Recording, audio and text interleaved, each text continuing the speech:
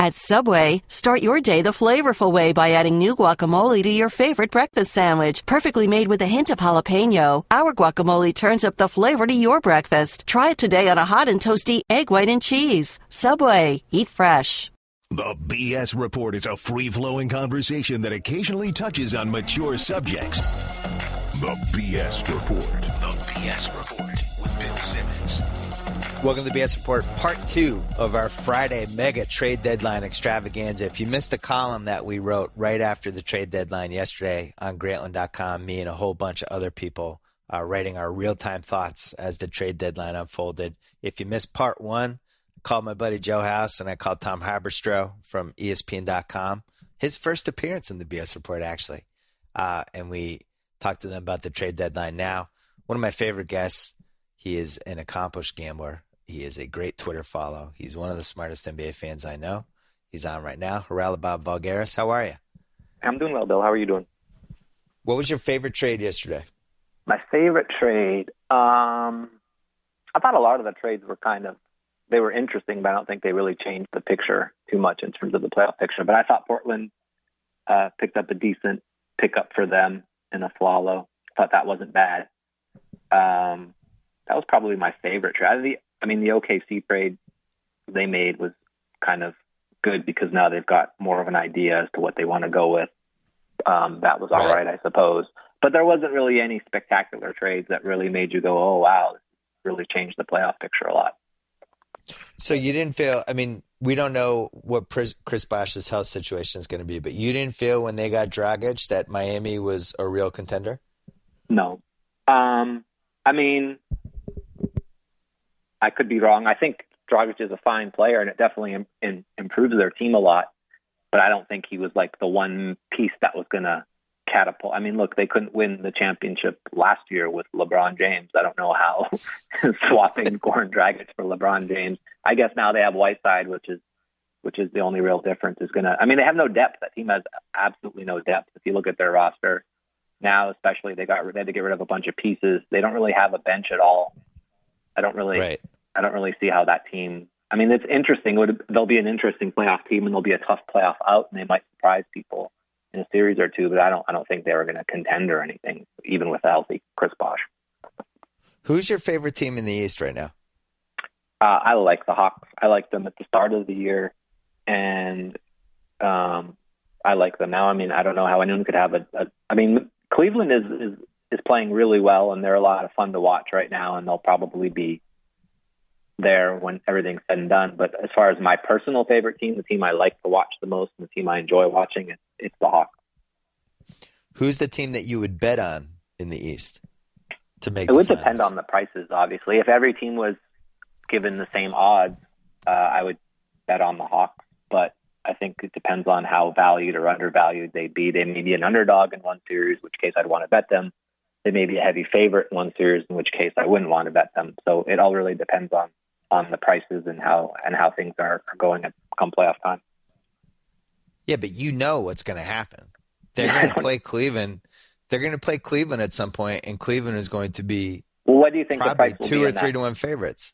If they were, if they were a 2 or 3 to 1 underdog versus the Cavs, of course I would take Atlanta every day. I'm just not sure that'll be the case. I think that I don't know what the price will be. It depends. A lot of these playoff prices really depend on what happened the previous series. Like if a team sweeps, Cleveland were to sweep a team and Atlanta were to go 6 or 7 games, that'll change the price dramatically. You see that a lot. So that really depends a lot on the team's form going in, I suppose. But as of right now, I would take them over any team in the East, and I would take them over the field probably as well. Wow. They're a really good team. They're fun to watch. No, I'm with you. I like hearing other people talk about it because I feel like I'm crazy because like you, I watch basketball and the Hawks just kill people and they beat good teams and they've had more good wins than anyone in the league and they know who they are and they play great together and everybody's just kind of going, yeah, but and it's been 4 months of yeah, but even right now I'm looking at the sportsbook.com Eastern Conference odds. The Cavs are plus 120. The Hawks are plus 250. Yeah, that's crazy. Chicago is plus 360. And then Toronto plus 1,300, Washington 17-1, Miami's 35-1, Indiana's 75-1, and so on. But so if I was forced to bet any one of those ones, I would probably just bet Washington because that price seems to be 17-1. I think they would probably get there more than 1 in 17 times. But the rest of the prices, there probably isn't any value there. I agree with you on Washington. I also think, I know he's been on 45 teams, but I do think Sessions has a chance to at least be better than what I watched from Andre Miller. If he can just kind of get to the basket 3 times a game, even that will be an upgrade. West Coast, Western Conference, sorry. Golden State plus 220, San Antonio plus 400, Memphis plus 500, which still seems a little high. OKC plus 550, Dallas 900, Clips 10-1, which I was surprised by. Rockets 18-1, Portland 18-1. What do you like in that? I mean, all those odds suck for the most part. We got to find like a different sports book, one that we can. I'm not a big fan of the one that you mentioned in your. I don't know if they're paying you or what. But I'm not a big fan of them. No, but not paying. Yeah, I'll so go to Bovada if you want. No, they're the worst of the worst. You can't deal with any of these sports books who basically kick out anyone who has a brain. So you got to find one. We'll find a good book that we're not trying to promote, or maybe just use like a Las Vegas one, seeing as how those are like really the only ones that are legal for Americans to begin with. But of those prices, in terms of, I don't know. I mean, I like, obviously the West is going to be exciting. I like it. So much of it just depends on how the seeding 2 through 8 shakes out, because if Golden State has to go through Oklahoma City, then has to go through like a Portland, that might be really, really tough on them. If they have to play Oklahoma City, then they have to play like a Memphis or whatever. I mean, it's just, obviously Golden State are the prohibitive favorites, and there's very little, I think, short of an injury that would change that. No team in the West really made like a big trade that would say, oh, now they're the favorite.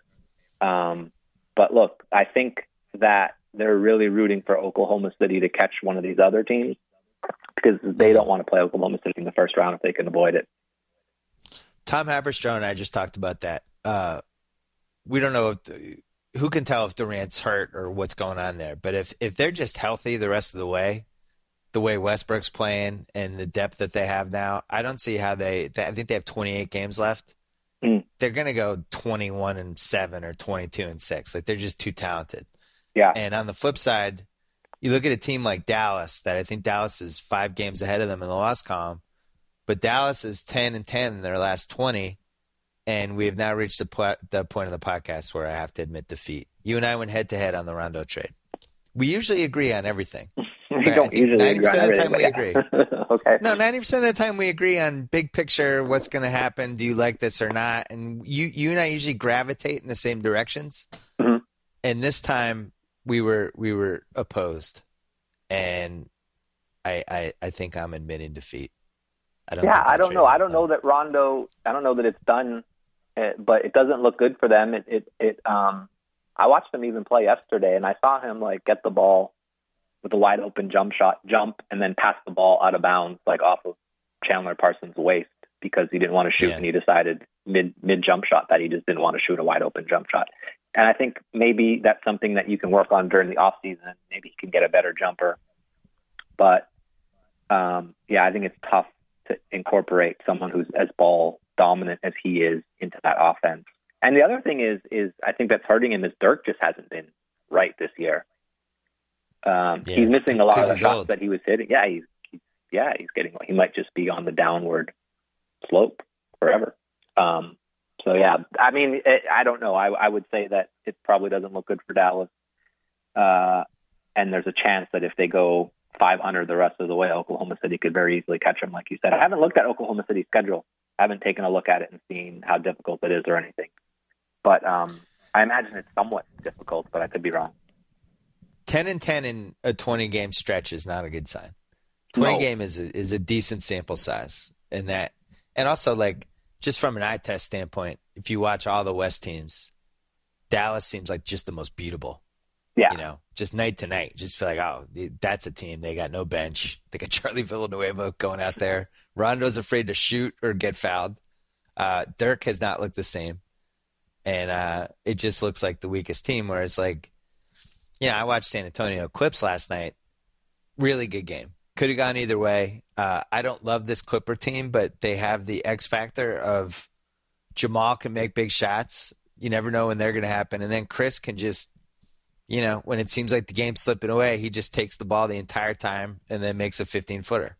Yeah, they're going to be a really tough out.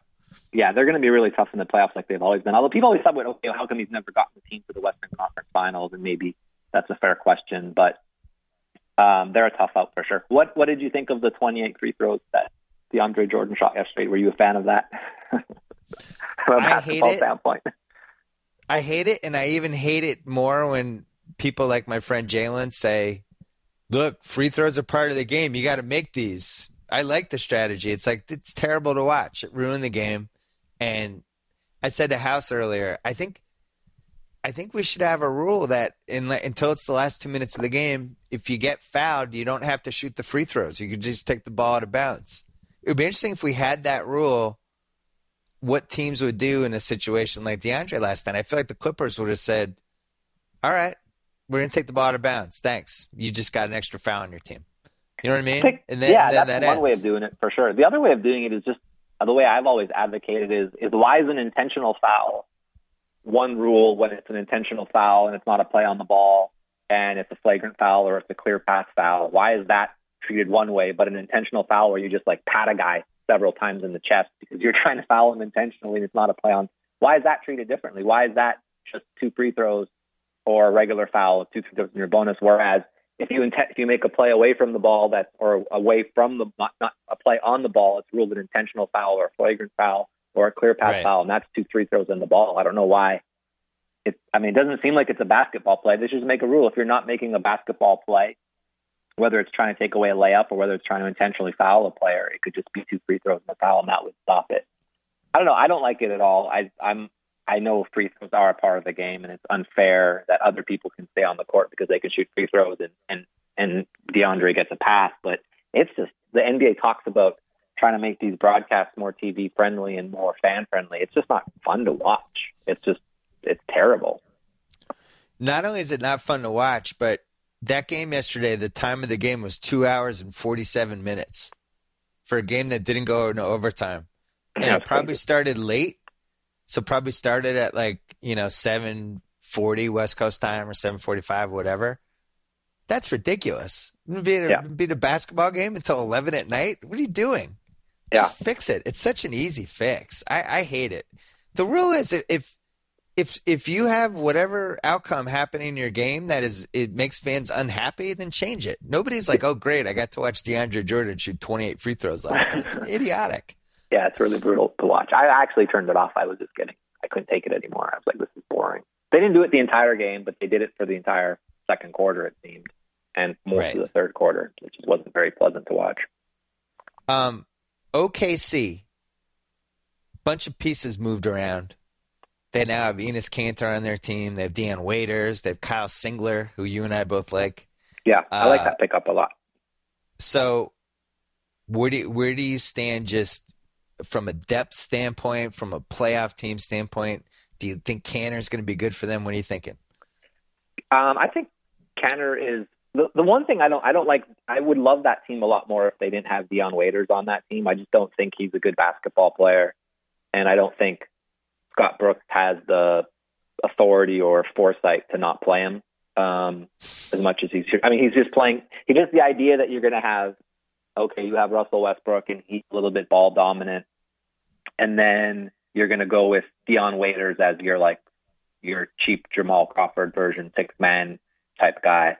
I just don't think it's a good pickup for him. I think everything else on their team is really nice. I think Kanter is he's pretty young, and they'll probably be able to re-sign him. He's not a very good defensive player, and he's probably not as good as he thinks he is, which I think is true of pretty much everyone, including myself.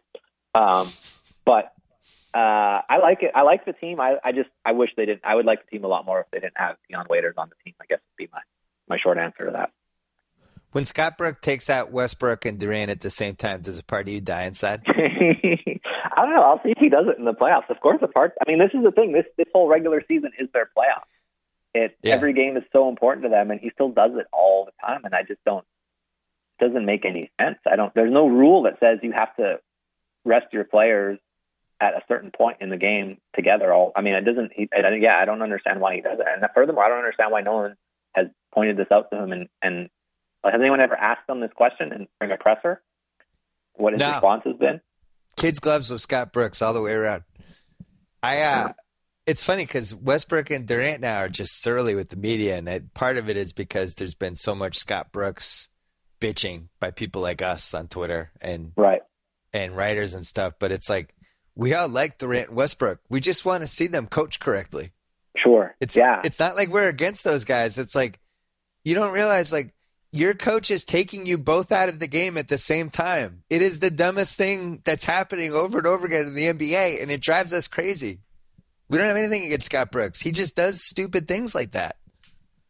He's interesting to watch coach. I mean, obviously, I've been pretty harsh on him over the years, and like what I said before is, if I had a kid, I'd want him coaching my kid. He seems like a great person. I just wouldn't want him coaching my basketball team if I owned a professional basketball team. Yeah, if your seventh grade team, you'd want him coaching. Even a college team, or like him on the 76ers would be great. Him trying to coach that group of players, and he seems like a great role model, and he always has a good message and all that other stuff. And he seems like a good person. But yeah, in terms of like X's and O's and basketball theory, I wouldn't want him competing with like Rick Carlisle or Greg Popovich. That's for sure. It's really unfair. It is strange when coaches don't learn obvious stuff from people that are complaining about it all the time.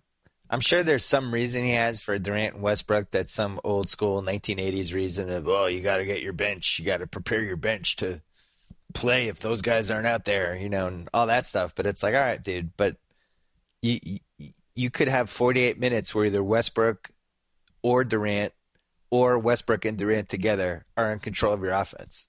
Yeah, it seems like such an easy, simple problem to solve. The one thing I will give him credit for is they kind of, he took a lot of flack for starting Perkins in the finals for every game. Yes. And then getting in Miami had like Shane Battier playing the 4 and just getting wide open 3-pointer. They seem to have learned from that. It took them a couple of years, but they seem to have learned from the fact, they try to get like Ibaka stretched all the way out as a stretch 4 now. They start playing Durant a little bit more at the 4 every once in a while. They had Collison last night stretched out. So he seems to have learned a little. I mean, then they traded away Perkins, which is huge, which might have been the greatest thing the team did, just because now he's freed from, they don't have to worry about Brooks playing him too much. Right. It was the most important trade of the season, just them getting rid of Kendrick Perkins. Possibly, yeah. We'll see. We'll probably say next year that the most important trade was them getting Dion Waiters. The one thing I like about Dion Waiters is just like the frantic waving of the arms when he's open. I don't know if you've ever seen like all the Vine. Anytime he's open, he's going crazy for the ball and stamping his feet. It's like the funniest. There's like someone put together like a 4-minute clip of LeBron looking off a wide open Dion Waiters in the corner or Dion Waiters anywhere, and him just like frantically waving his arms all the time. It's funny because my 7-year-old son is in a basketball league of 7 and 8-year-olds, and pretty much everyone at that level does that when they don't have the ball. They just stand and they jump up and down with their hands up. And that's what Dion Waiters does, and he's like 23 years old. It's like he's like the only person who's playing flag football out there. Everyone else is playing basketball, and he's like playing flag. Like, I'm open. You got to give it to me. You got to give it to me. But I don't know. I don't see that team. I don't see that team being an easy out at all, as I'm sure everyone else. The one thing that's interesting to me is that Phoenix seems to have. I don't want to say they've hit the. I mean, people talk about Philadelphia hitting the reset button, but Phoenix kind of, they're not resetting in the terms of they're trying to tank, but they decided they were going to go with like this 3-point guard look. And then they just kind of abandoned that by trading away 2 of the 3-point guards and getting one back in return. I thought that was kind of it. So I guess they're kind of, I don't know. I like Brandon Knight's pick. I just don't know that they can sneak into the playoffs. And if they do sneak into the playoffs, it's going to have to be another team that collapses. And I just don't see any team falling that far off. The part I didn't understand about that, and we did a whole trade deadline thing yesterday, and I didn't realize for a few hours like exactly what Phoenix gave up and got back, because there was just so many trades. Right. They actually gave up more for Brandon Knight than Miami gave up for Dragic. And Dragic is a better player than Brandon Knight. I don't understand why they had to give up that Lakers pick. I just think that that's was a great pick to have, you know? I That might be the about that sixth today. pick in the draft. Yeah, it could be it's only top 3 protected after this year. So it could be the number 4 through 14 next year or the number 4 through 14 the following year. Yeah. And I don't see the Lakers with Jim Buss and Byron Scott turning that team around in the next 2 years. I just don't see it happening. It's possible, but I don't see it happening. I don't know.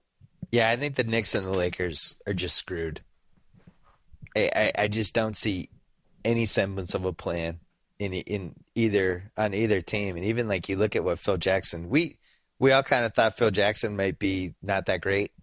Yeah. And you just look at what he's done in this first year.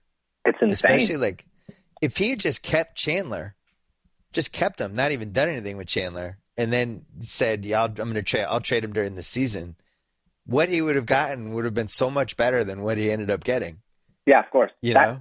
That piece, someone else wrote an article about it today. I can't remember who it was, but that piece having Chandler and his current, what that would have been worth to a Western Conference team at this point. Can you imagine what a team would have paid for him versus what Dallas got him so cheap last. The thing that I don't get is that he's kind of come away unscathed, and part of that is because he's got 10 rings or 11 rings, however many rings, and so he deserves some time. But he got those as a coach. He didn't get that as a team builder. Yeah. And you have a guy like Sam Hinkie in Philadelphia who's just getting lambasted by a lot of people when he's only been the general manager for 1.5 years.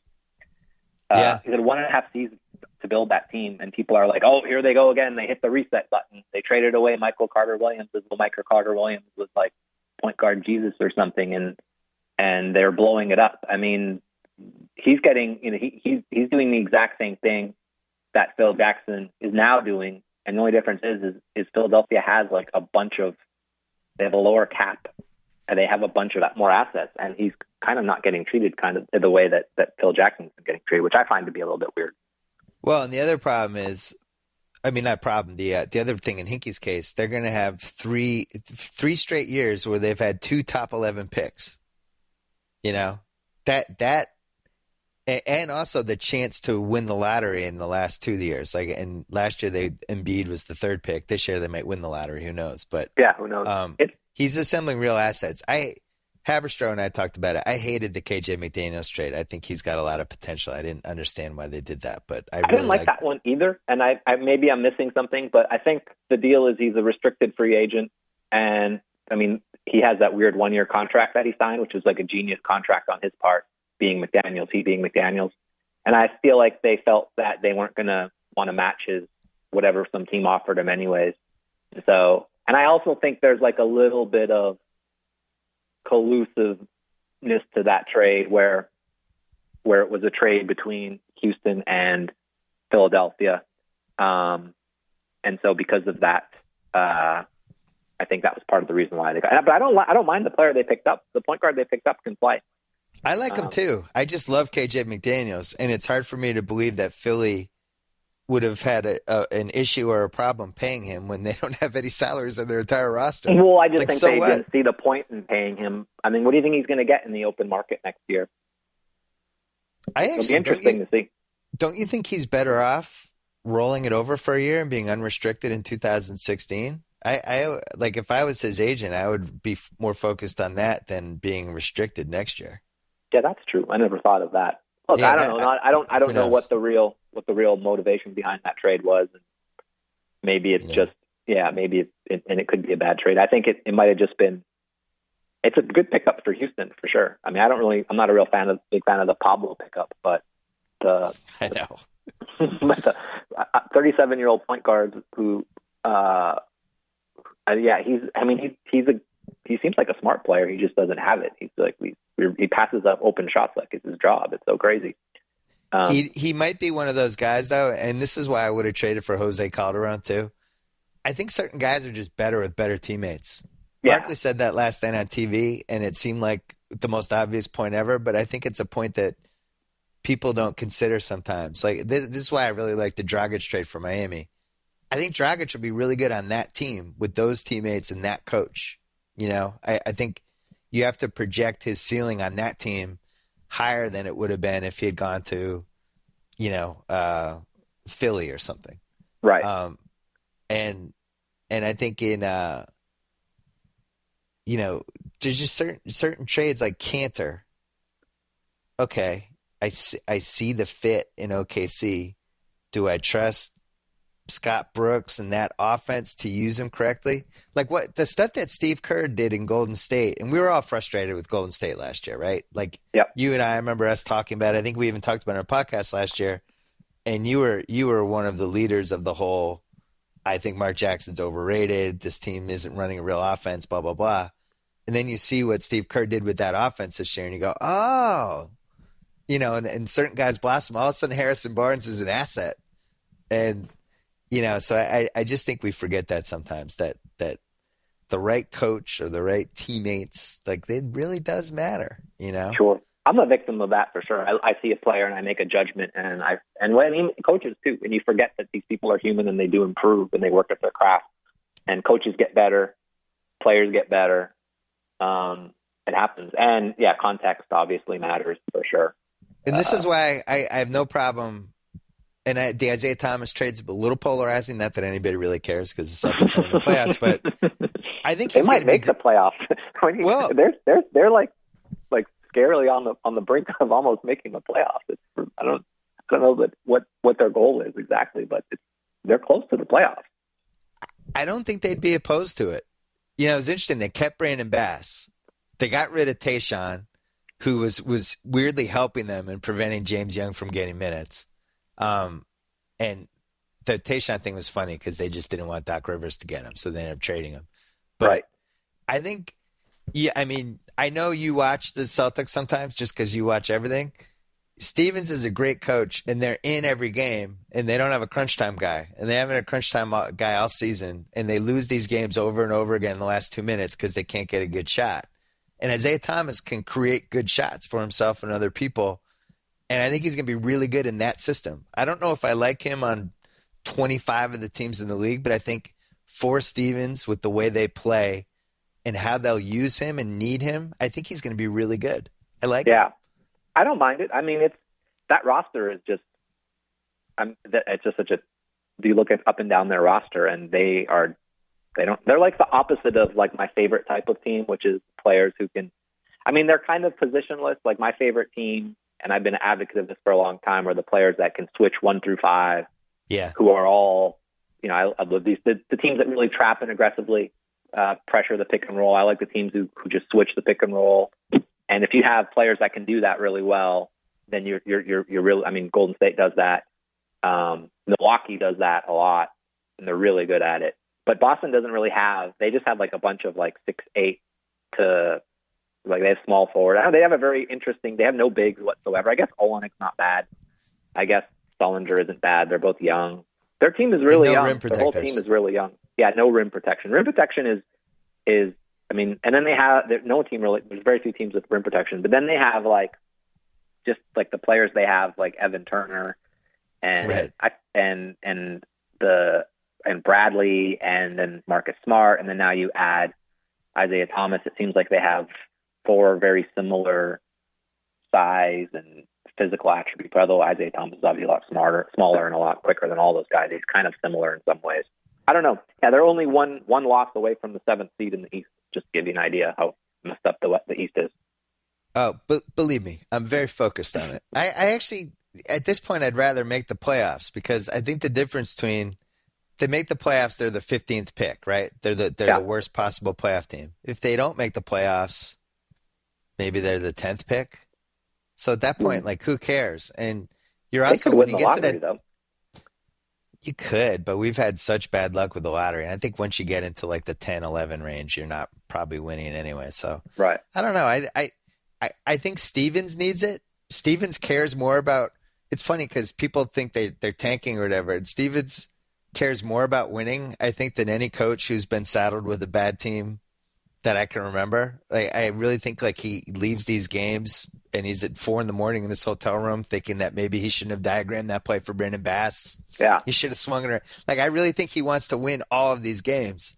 And the way Danny's built that team, he's not thinking about roster composition. And I think Hinky's kind of the same way.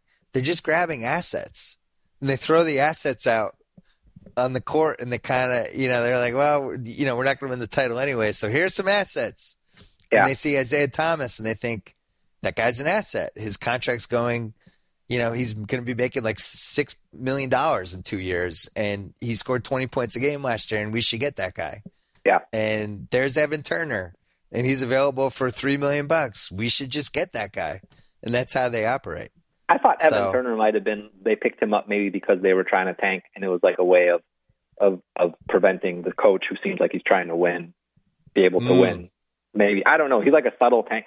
The thing is, I've noticed is there hasn't been very many examples of teams on the court actually tanking. People talk about tanking, but it doesn't really happen on the court. It kind of happens with, okay, you go out and win, try and win as best you can, but we're going to give you this collection of players and maybe rest this guy, maybe shut down this guy. The only time I can remember in the last 5 years, a team openly trying to lose a basketball game was Golden State 4 years ago or 5, trying to lose a basketball game where they just refused to foul down like 3 or 4 or something like that with 35 seconds left or 30 seconds left.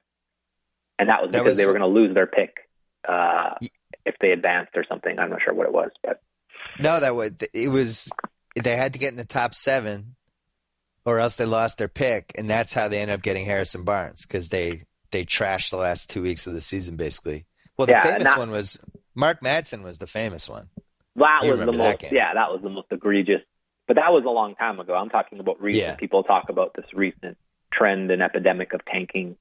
I just see it more like, oh, Carmelo, you're going to be done for the rest of the season. You're done for the rest of the season. We're going to trade away this player, trade away that player, and play Travis Ware 30 minutes a night. That's more of the way you see teams tanking. You don't see them actually like trying to call bad plays or anything. And Boston is a perfect example of that because, like you said, Stevens is trying to win every possession. He's probably a brilliant coach. I don't know. It's hard for me to evaluate it because I don't really see that team doing. I mean, they're playing against like mediocre opponents in the East, but if you look at that roster, how does that team have 20 wins? It doesn't seem possible to me. But I guess a lot of that is, like you said, is just Stevens just being a great coach. They have 20. I think they're 20-31, and they literally should be better than that. Yeah, they only have a point differential of -1.5, which is indicative of that record. That's like indicative of like a 500 team, or a little bit less than 500. You talk about how front offices do the tanking, not the coach. A really good example is trading Tayshaun Prince for nothing and throwing James Young in the fire. And it's like, that's actually beneficial long-term because now James Young's going to get to play a lot. And I really like James Young. It's going to be great for him to play big minutes. But that doesn't help this year's team at all. Because Tayshaun, who I thought was just completely washed up in Memphis, was really good for the Celtics for what I think he wasn't bad. Yeah, he's actually improved his wide open. He used to have like that 3-point shot that never got over the front of the rim. Yeah, and he actually improved it the last year. I actually have been a big anti. I never understood why Tayshaun Prince played as many minutes as he played on Memphis. I think that was probably one of the reasons why they traded him away, was just to kind of get him away from the coach who seemed to be in love with him. But I think he's a really smart player who is fun to play with if you're his teammate. And I just think coaches kind of gravitate toward him because he gets what they want to do. Sure. But that might not necessarily be a good thing for the team. Yeah. Yeah. I don't think he's not terrible, but he's not going to move the needle in any way positively for your team, I don't think. I think Memphis is going to win the West. Why am I right or why am I wrong? Hey, it's possible. The West is wide open. I think I think the team that everyone's kind of still banking on the Spurs to turn it on. I haven't seen anything that would lead me to believe that this team could turn it on and make a run like they made last year. So the West is truly wide open. Golden State, though, it's not. I mean, Golden State has if Golden State has the makeup of a team that should roll through the playoffs based on what they've done this regular season. They are not just beating teams; they're beating teams into a pulp, and they're probably underrated. I think people are just not giving them enough credit in some ways. Right. But they match up pretty good with Memphis. Memphis could. I mean, any one of 5 teams could win. I don't think the Clippers can win at all. But I do think Memphis. I do think Golden State. I do think Oklahoma City. I think Portland. Those are the 4 teams I think that are probably above the rest of the teams. Maybe I forgot one. I'm not sure. And then you have people still in love with San Antonio, which may or may not happen. I mean, they're going to be a tough out for sure. And then Houston might be a tough out too. And then you have the Clippers. I think that's basically the hierarchy in the West. I agree. Dallas is a level below. Dallas is a level. The one thing Dallas would say is that the year they won the title, they had a terrible record against winning teams as well. But I think this team is just nowhere comparable to the team they had when they won the title, even though they. Well, I was going to say that they had one of the best 20 players ever at the tail end of his absolute prime, and they don't have that anymore. Yeah, I mean, Dirk was the great equalizer in a lot of ways. And they had way more outside shooting that year. I mean, that was the thing that really got them, was just swinging the ball and hitting open jump shots. Like, they resurrected the corpse of Peja Stojakovic, and he just came up there and was making threes against the Lakers. Jason Terry was hitting threes. I guess they have the ability to make threes with Parsons and Dirk, and then I guess you could say Ellis can hit a three, and Devin Harris can, and maybe Barea, but they don't just have like that knockdown shooter that I think they're lacking a little bit that they had in the past. They're not going to play. The thing with them is they're never going to beat Golden State in a playoff series ever. That's just not happening. So they have to hope that some other team knocks off Golden State. And I think there's a few teams that are like that, where they're just not going to beat Golden State, but maybe another team could. Like Memphis could maybe beat Golden State. I don't think Houston could beat Golden State ever, but maybe Houston could beat Memphis. So it's going to be really independent on what teams match up where and where they line up.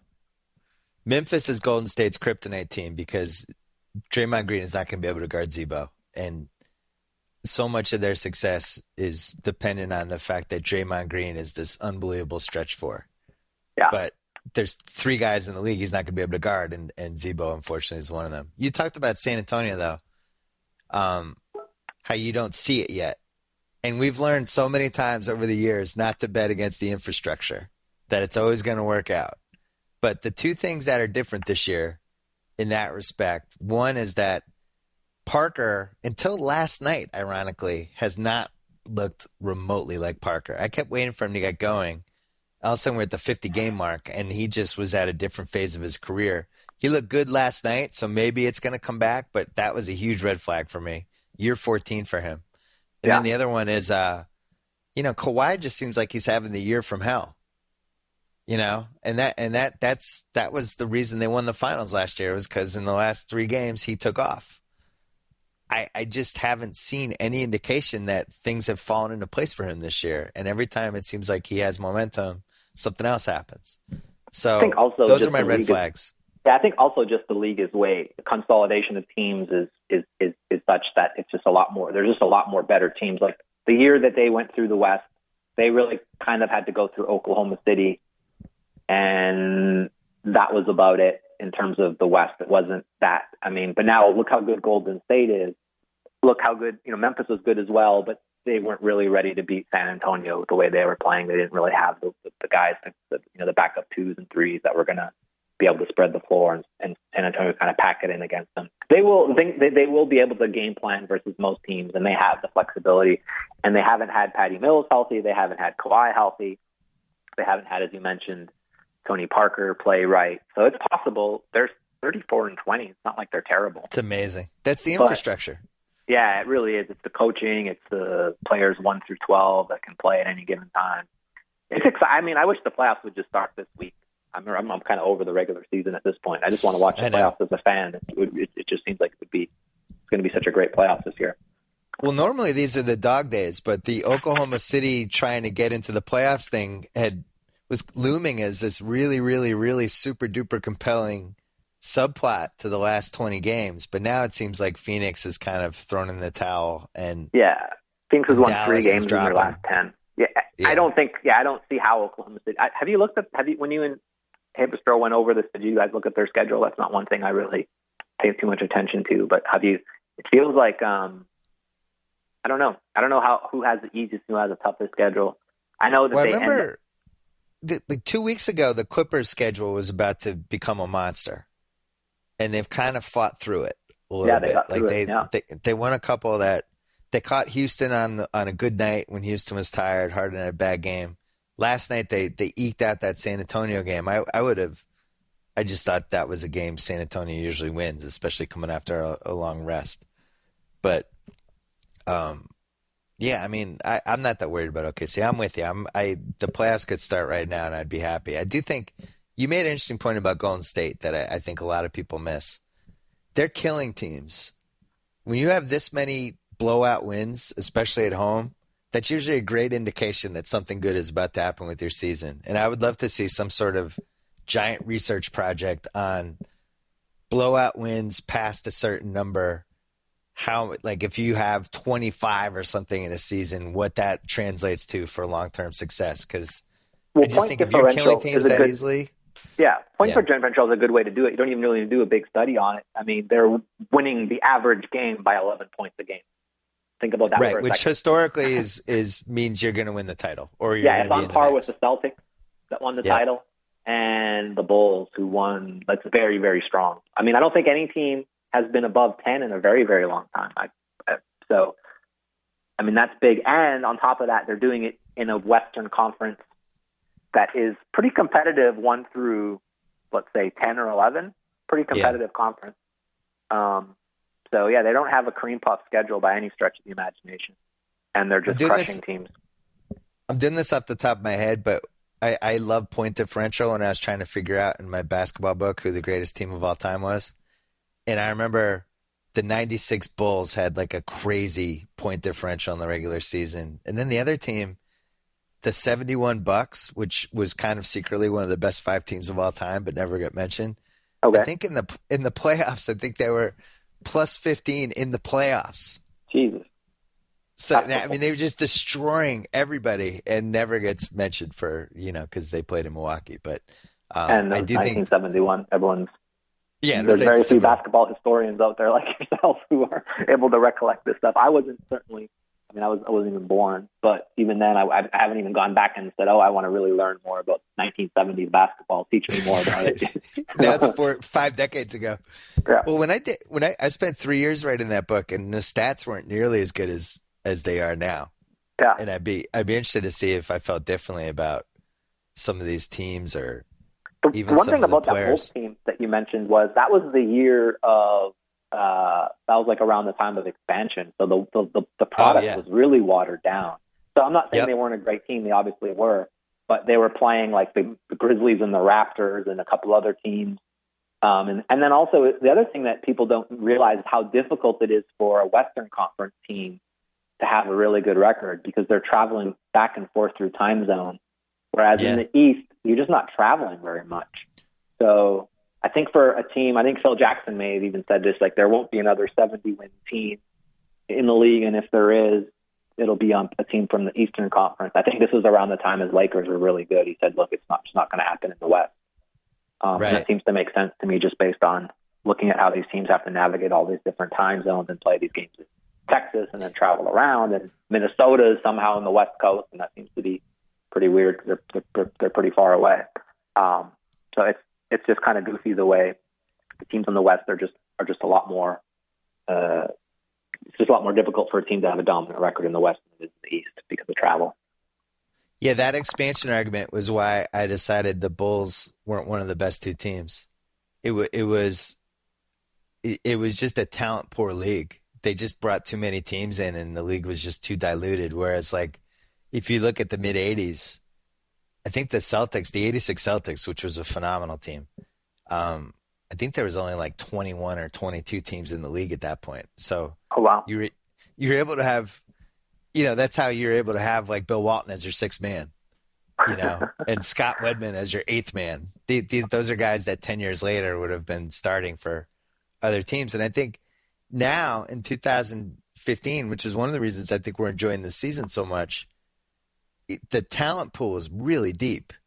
And you're in situations now where you look at even like that 2007 Mavs team that we both made money against in the playoffs and won 67 games. And like their 5th best player was Devian George. You compare that team to now with Golden State, like Golden State's 5th player is who? David Lee or Harrison Barnes? Like they are so much more talented from 1 through 9 than that Dallas team was. And it's because the league is more talented. Yeah, the players have and being able to understand, not so much even talented, but just being able to understand what players can fit in what roles. Is big. Like knowing a player's strengths and weaknesses helps a lot. I read an article about Chris Ballard wrote it about the Golden State, and it was a really good article actually. And he mentioned how Harrison Barnes wasn't utilized properly last year, taking a bunch of ISOs, and this year they've improved their shooting percentage. And if you were to compare without context, that you'd think, oh, look at these improvements Harrison Barnes has made in this game, and it was probably just how he was used. A lot of it was improvement. A lot of it was how he was used, and some of it was improvement. But yeah, usage and context are pretty important nowadays, and I think that's one thing modern basketball understands more than even like something like as recent as 2007. You know what's funny? I think the players understand it more too. Like I read quotes from Harrison Barnes where he was just saying, yeah, we ran ISOs last year, and I'm not great at ISOs. I'm good at moving without the ball and, moving off screens, and now I'm doing that stuff, and that's why I'm playing better.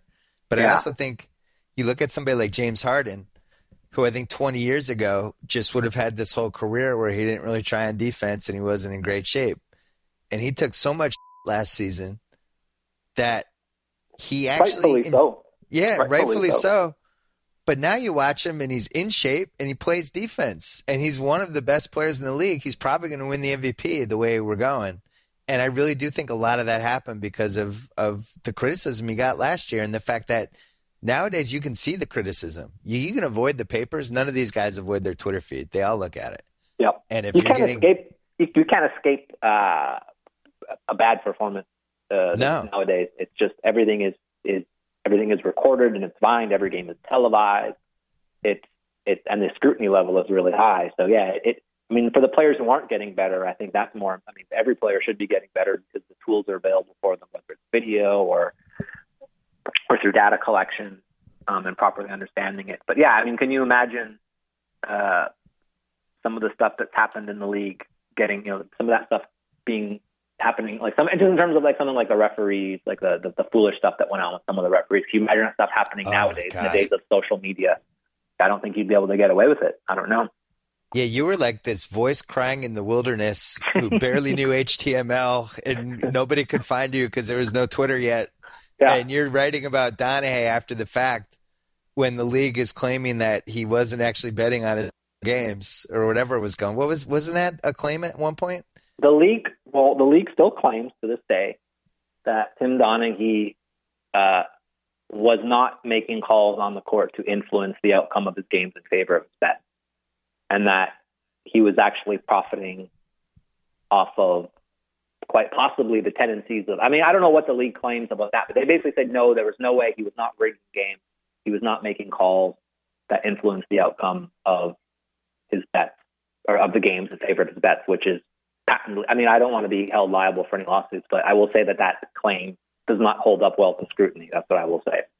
I think the chances of him not fixing games is pretty slim to none. And I don't think my point was I don't think you could get away with that nowadays, but maybe they have. I don't know. Maybe you could. It's interesting because if you look at it, there's the Sport View, right? I tweeted this yesterday. You know about Sport View, the data, right? Of course. So you know that the referees actually used to be in the Sport View data, where the referees were. They tracked them throughout the game. Which referee you could infer things like who made the call based on the referee moving towards the scorer's table, et cetera, or what referee was in what position for each drive with the foul call.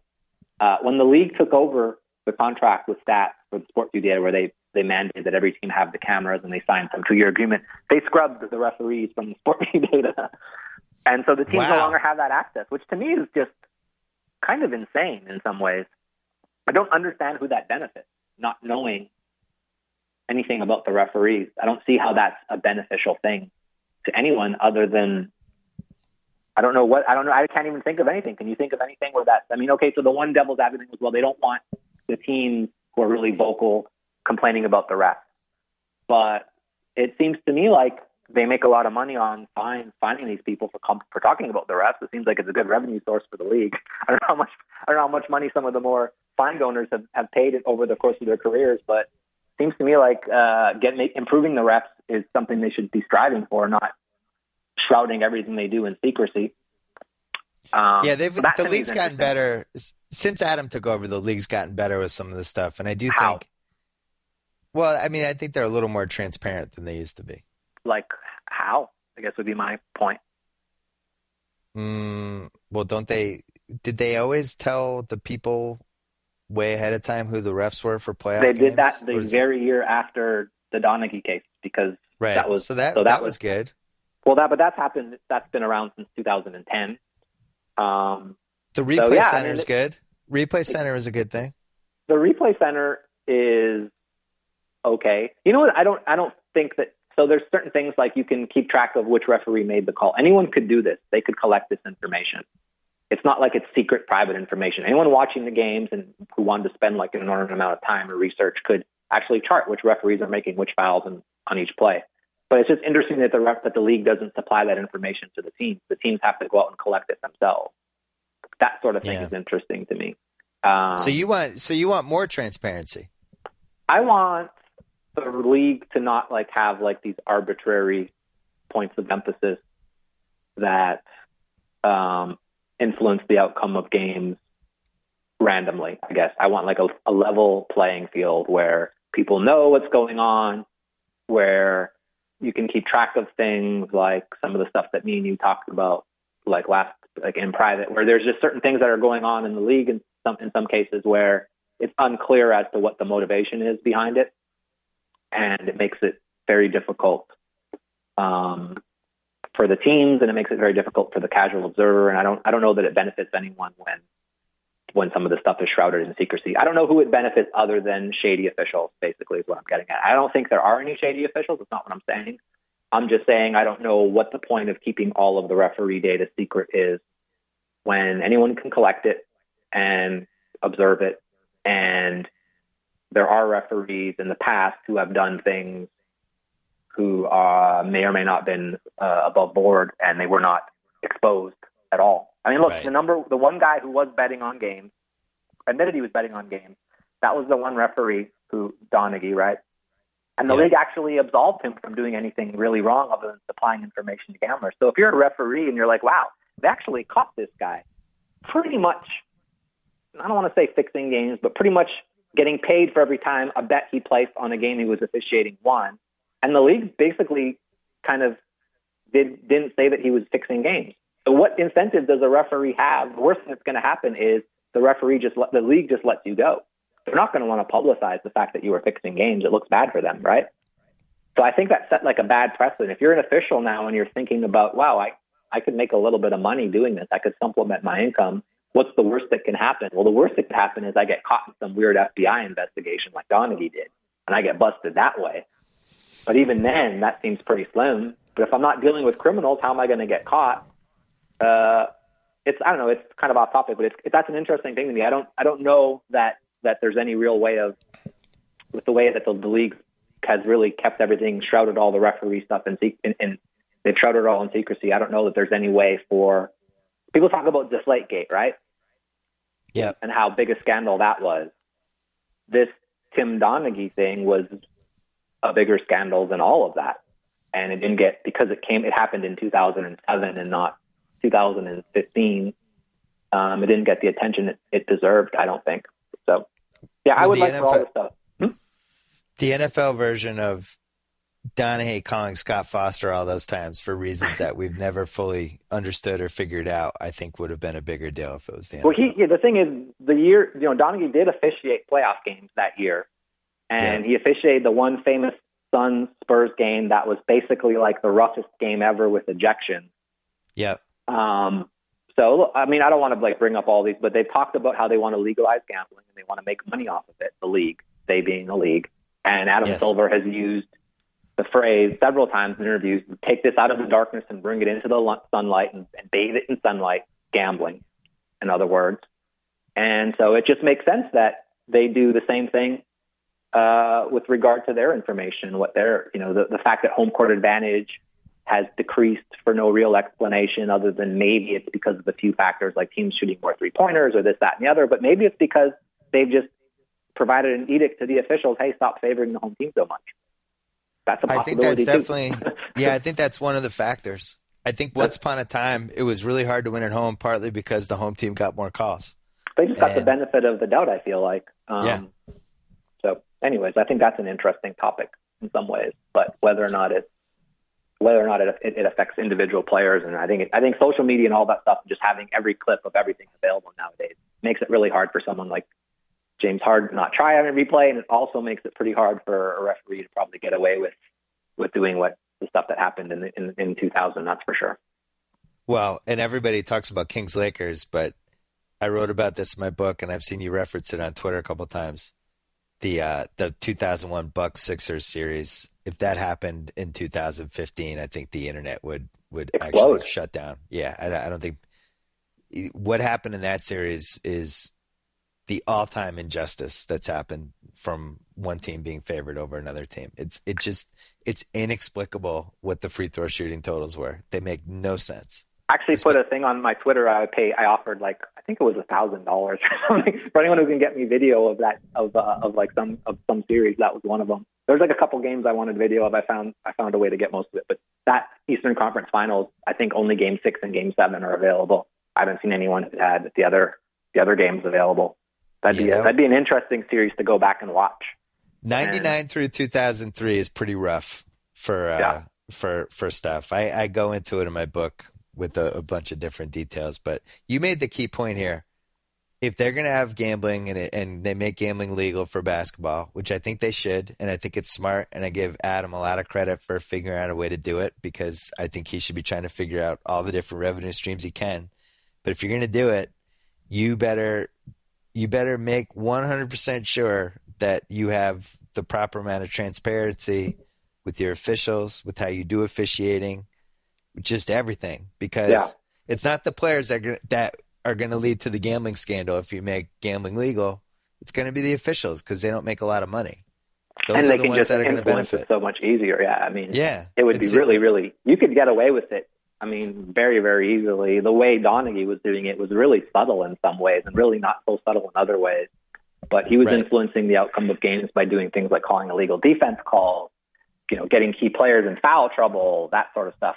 It can be really, really subtle, and you can, The one thing that's interesting to me is I read this is, they're trying to partner up, and the one thing that I think is clear that cannot happen is the league cannot get any revenue aside from some marketing amount from these casinos. Could you imagine the nightmare if the league actually got money based on how much money these casinos were making off of the gambling? It would be in the league's best interest. I'm sorry? They got a cut, 30%, like StubHub? or the old school. I mean, it would be in the league's best interest financially to make the outcomes as random and unpredictable as possible, this is coming from a selfish perspective, but it would make it very difficult for someone like me if the game just became random. And it was like betting on a basketball game was no different than trying to gamble on a roulette wheel, which I think I've read in a few of the articles. They were looking at some different revenue streams, including profit sharing, which would be highly, highly suspect in my opinion. That's something that they need to avoid at all costs. You want to charge a casino a fee? Great. You want to take a percent of what the revenue is? Not so great. And the other fantasy, the other stream that they're going to be able to get are these day-to-day fantasy sites that are popping up, like DraftKings and DraftKings and FanDuel. Those are the two big ones. All that stuff. Which is basically gambling. The fact that totally is legal. That's not even basically gambling. It is gambling. It's gambling. Yes, so. It's 100% gambling. Haralabob, this was a pleasure. I'm glad we were able to do this. Are you in LA or are you going back to Canada? I'm going to be in Canada I was in Europe for a while, and now I'm going to be in Canada probably for the rest of maybe the playoffs. I'll come check out a few playoff games, but for the most part in Canada. All right. Well, thanks for coming on. We will follow you on Twitter at HARALABOB check them out. One of the funniest Twitter feeds and smartest ones too. Always a pleasure. Talk to you soon. Phil. Appreciate it. All right. Bye-bye. Whoa. Thank you for downloading the BS Report with Bill Simmons. Too much fun. Check out more podcasts at the iTunes Music Store or at Podcenter at ESPNradio.com. Peace out. Hey, what you got there, Golick? The new Subway Chipotle chicken melt with guacamole. Man, that looks good. Yeah, this new guac is really bringing the flavor. Got one for me too, right? Well, yes and no. Mostly no. Well, really, all no. Try the irresistible new Subway Chipotle chicken melt with guacamole, juicy grilled chicken strips with Monterey cheddar, Chipotle Southwest sauce, and new guacamole made from ripe Hass avocados with just a hint of jalapeno. Subway, eat fresh.